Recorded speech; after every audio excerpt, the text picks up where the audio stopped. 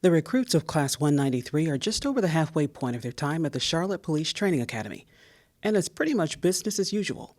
Though they've made major strides over their time, they still have plenty to learn. That includes learning more about their new service weapons. Today is going to be the first day of classroom. I know I'm going to try to keep it as interesting as possible. A lot of it may be dry, all right, but it's also very important. It's stuff you have to know. You have to know consistently, back of your head all the time. You've got to know it, all right? So pay attention. We'll take breaks. I'll try to turn the heat down a little bit here. It's a little warm. Don't need you guys falling asleep on me. If you need to stand up in the back, stand up in the back. If you need a break and I'm going down a rabbit hole, you need me to stop and we need to take a break, somebody let me know. Because again, it's important that you guys get all this information. We're going to discuss a bunch of general statutes, especially 15A 401D2. You need to know that like the back of your hand. We'll be talking about a lot of them, but that's going to be a big one for today. You're going to need to be able to describe in writing proper nomenclature of various operations of your service handgun. You're going to need to know yours. You're also going to need to understand other firearms, because we obviously in our career will encounter other firearms. I need you to understand a little bit about all of them. You don't have to be a weapons expert on every gun that there is out there. We're looking for 90s and above. The last probably 6 recruit classes have all gotten above a 90.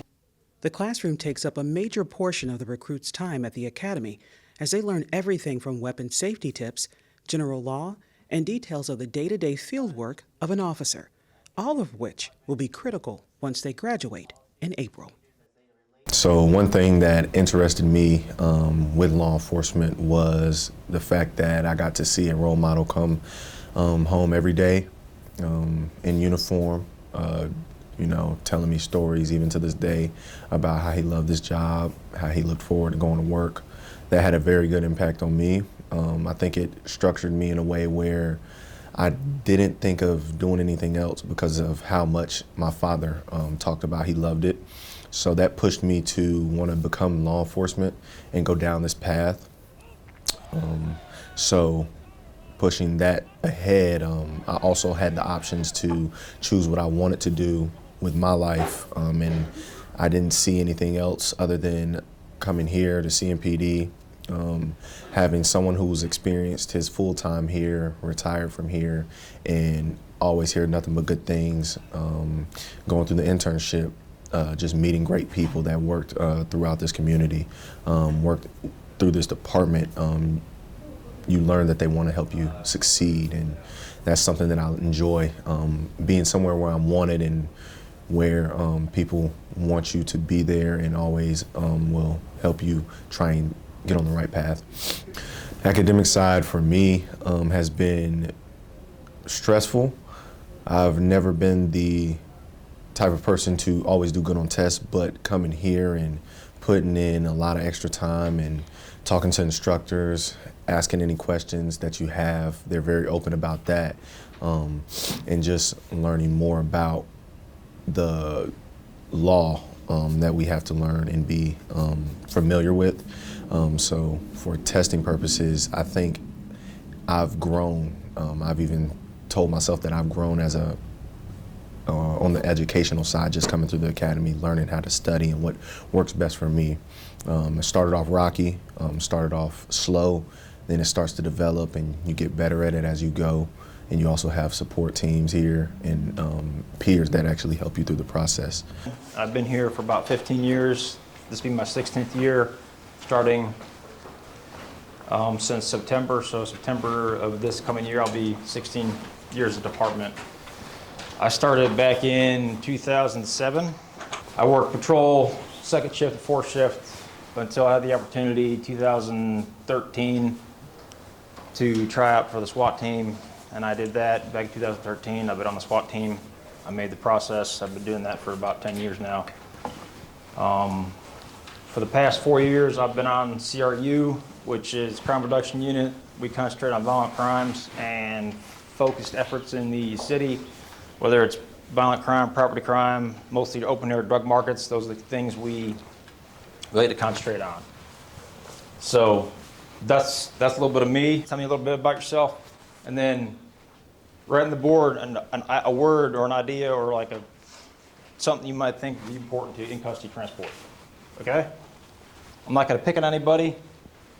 So whoever wants to go first, stand up, introduce yourself, and write a word on the board. Tell me about yourself. Anything on the board? Whatever you think might be important to in-custody transport. Me. I'm 38. I'm from New Jersey. And that's it.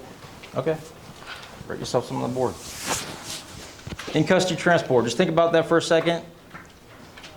And we're going to try to keep these up here. Maybe later on, there's some extra stuff in the lesson plan. Whatever, however big you want, we'll read it off when you're done.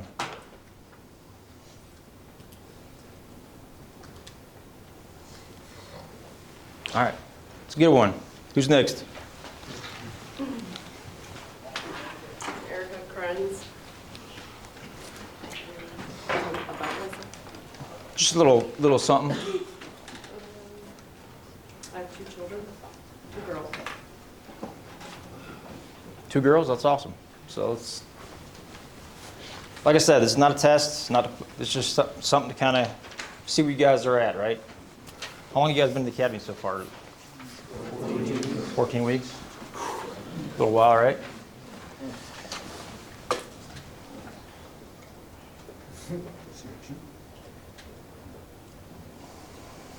Good. We got search incident to arrest, that's good. Handcuffs and key. Pretty important, right? Part of your equipment. Language, definitely important. Got to be able to communicate with people. Pat down your rights and paperwork. All right. So with that being said, that's pretty good. As important as the classroom time is to the recruits, they also must apply what they've learned in the field. Their time at the CMPD Firearms training facility is as important as any other part of their training. They have 4 full-range days to prepare before they shoot to qualify with their weapons.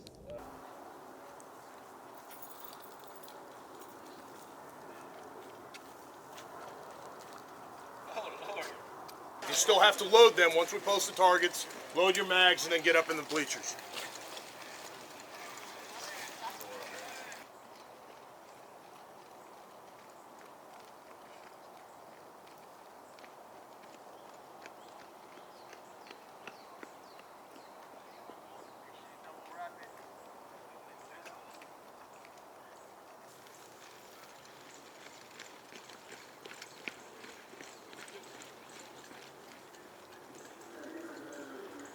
Take your hands off the target. Take your hands off target for a second. All right, now you can post. It'll be easier. Good morning. Good morning, sir. How's everybody today? Good, sir. Ready to rock? Yes, sir. All right. So, exciting day, right? This is one of those days that before you get in the academy or when you start, you're like, oh man, I want to go down the range and shoot, right? So, we've got to stay focused though, right? It's exciting stuff, it's new stuff. You're new shooters, some of you are experienced shooters regardless. Put that all out of your mind. We're going to start from square one, right? If you've never touched a firearm or never fired other than the last couple days when we did those few rounds, that's completely fine, right? You're actually sometimes easier to work with because you got no bad habits we talked about before. You're a blank slate. So ears open, mouth shut, take all the information in. If you got questions, ask, okay? Pay attention to the people in front of you, all right? Pay attention to the person, the relay ahead of you, and what, that way when you get on the line, you've already got some mental reps. 4 stages or what? Grip, clear, center, extend. We're going to put that into practice starting today, right? The ability to kind of share what the culture of our department and policing is so important. And we only have, if you look broadly at, you know, a 30-year career, we only have them for the first 6 months of that career.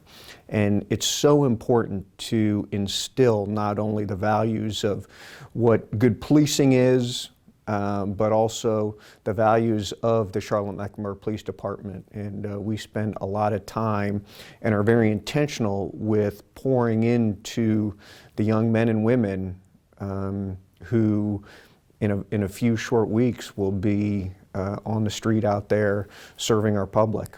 You know, I always want to make sure that, you know, I stay connected with them. I'm very intentional about that. I think it's so important that they hear from all levels within the organization of how important what they are doing in the pathway and that the career and the profession that they have selected is. And, you know, I remember acutely when I started, you know, my most important influences on why I am a police officer today are really from my recruit trainer and from my recruit sergeant. And while those two, while Officer Mullins and Sergeant Dyer certainly do have that impact, I think it's important for them to understand that the major over the academy is just as invested in their success as their sergeant, officer, and as well as themselves is. Hopefully it's everything y'all wanted to be. Really proud of you guys. I had to go to Florida last Friday, so I couldn't be here for the OC spray, and I missed that. I think for the next class we'll do some project. I don't know what it is, but would y'all like to see me get sprayed first? Hold on. We got to help make it better, because I think for the next class, or no, not really. Listen, if you guys got to do it, then I think we should have to do it. I mean, I did it 26 years ago. It's been a hot minute. Okay. Well, I'm proud of y'all. Keep at it. All right. I say it over and over again, but it's such a noble profession, and you know, at this time in their lives for them to want to take on this career path is just a real joy. I mean, to see that there are still people. I'm going to be gone soon.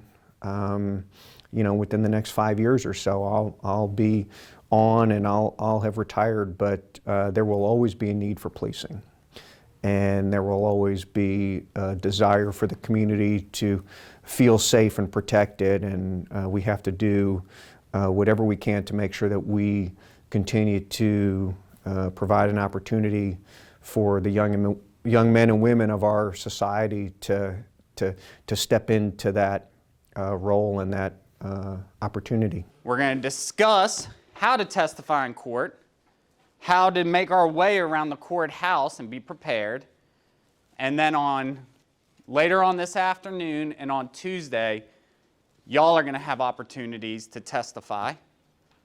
On Tuesday, we're going to bring lawyers in. They're going to go back and forth with you guys. Okay? Today, we're going to have some lawyers and police officers do some mock trials, so we'll start you off easy with us and then move y'all into a harder day of testifying. All right? Even the recruits can use a change of pace every once in a while. How about yoga for a change?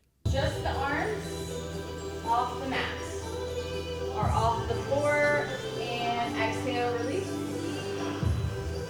Good. Inhale, lift. Just the arms, keep those legs down.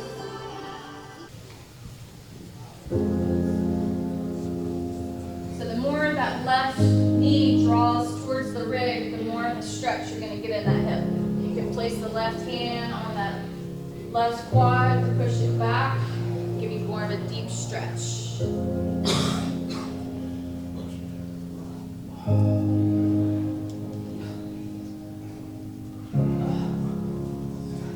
Good, and release. Close your eyes. Take a deep inhale to the nose. Exhale, side out to the mouth. Again, deep inhale to the nose. And I want you to take your lips and show your lips go. I know, it sounds ridiculous, but it works. Relaxing your face. Inhale, last one. Exhale, stick your tongues out, lion's breath, go.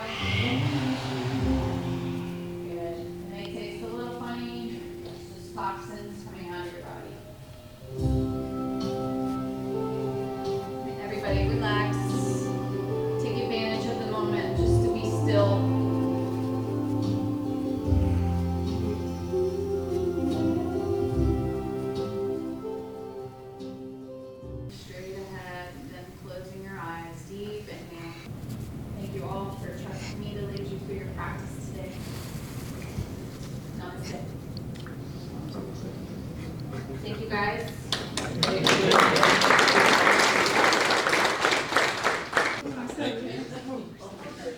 Yoga was relaxing, but Taser is next on the schedule in their journey to the badge.